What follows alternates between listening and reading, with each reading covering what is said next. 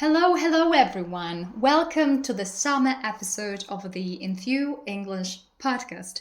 I'm your host, Klaudia Łojas, your Enthu English Coach.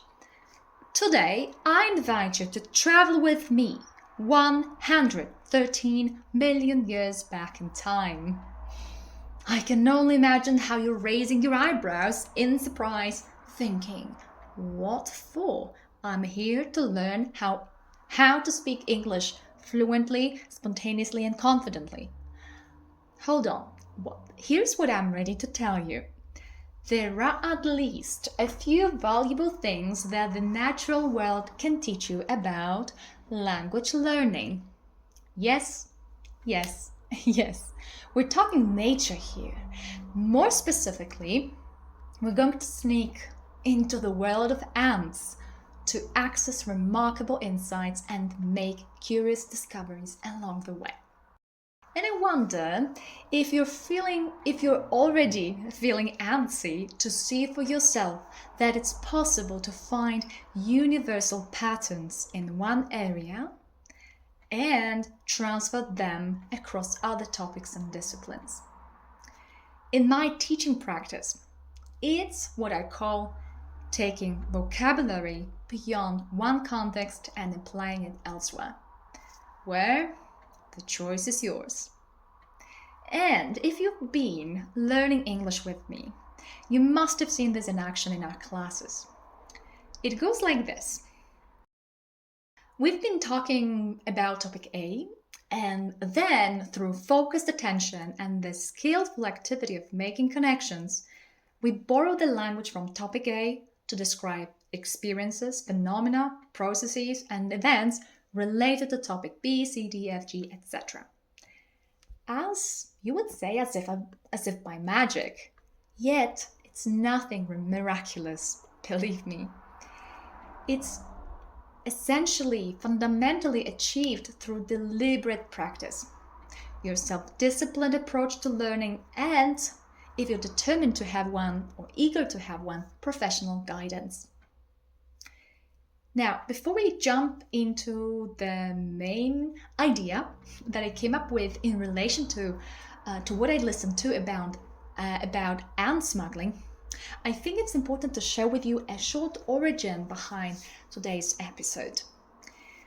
I think it will help you understand, number one, how creativity in language happens. Number two, the role of making connections in language learning. Number three, the strong possibility of vocabulary development by exploring various topic areas. Number four, how essential it is to listen in a goal-oriented way, not just for pleasure. Yeah, if your intention is to actively produce English, not only receive it passively. So what's the origin behind my idea or aha moment related to this episode? Well, I happen to be having my regular podcast listening immersion session and decided to focus on one about a newsworthy report on ant smuggling. It's ant smuggling, yes. As I was listening, 3 minutes in, then 10 minutes, and 16 minutes, I realized how many connections I was able to make between the world of science and nature and the mechanics of language learning.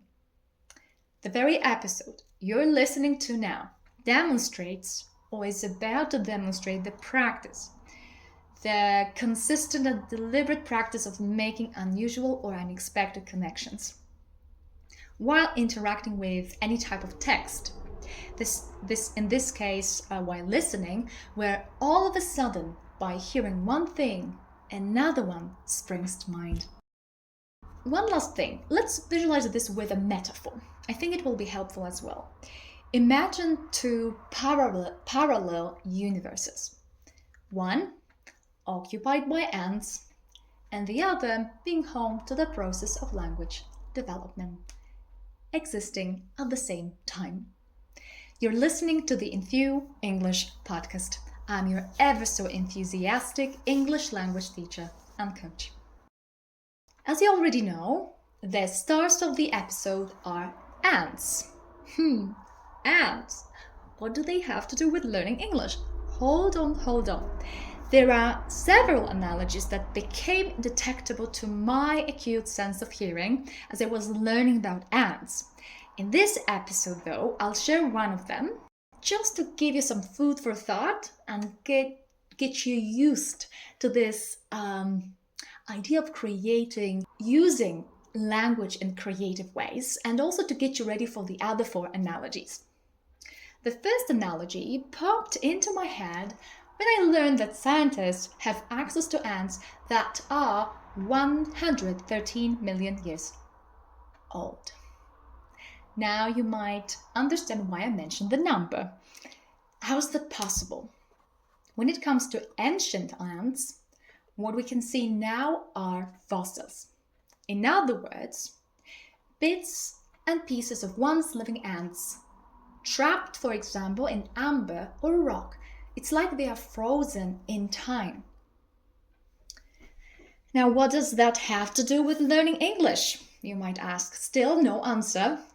Maybe take some time and think about it. We're talking about fossils, ant fossils. So once living ants trapped in amber or rock, like limestone. Frozen in time. Well, it immediately got me thinking about mistakes. Mistakes that learners of English and in any other language are likely to fall into and stay stuck in if those mistakes aren't dealt with properly or immediately. It usually happens when you get into a habit of repeating the same mistake over and over without paying and without realizing, without paying deliberate attention to correct the feedback if you're lucky to get any, or just not being able to notice yourself that such mistakes are taking place. So even though sometimes you're provided with the correct version of how to express something in English, you find yourself going round and round in circles. I've no doubt you've been there, right? That moment when you say something and instantly know it's not quite right. Perhaps you used to confuse two similar sounding words, or choose the wrong preposition in a phrasal verb. Very common mistakes. I'd say those notorious speaking habits can be hard to break. Really hard to break. What's trapped in your speaking style, let's face it, for 113 million years needs more than just one-off constructive feedback. Those mistakes are called fossilized mistakes. That's why this reference to ant fossils, frozen in time. So just like those ants preserved, frozen in amber, won't move, not at all, your mistakes might be here to stay until proper work is done to drive them out. You want to drive ants out of your space. I hope you got the picture of what I mean by ants trapped in amber or as fossils, and how language mistakes, these fossilized mistakes, are analogous to this fascinating phenomenon. So ants, fossils, language mistakes. It's all connected.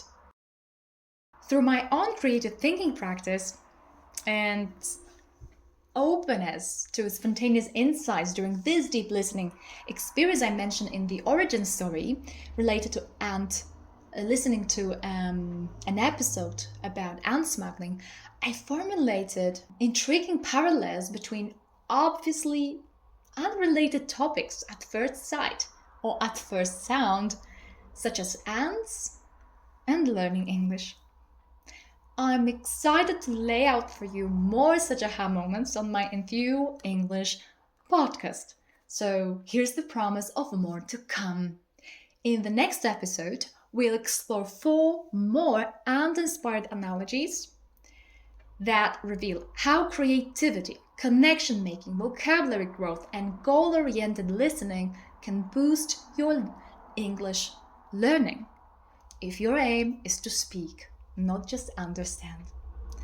Thank you for today. Stay tuned and tap into your ant-like superpowers with me in the Enthu English classroom. Bye bye.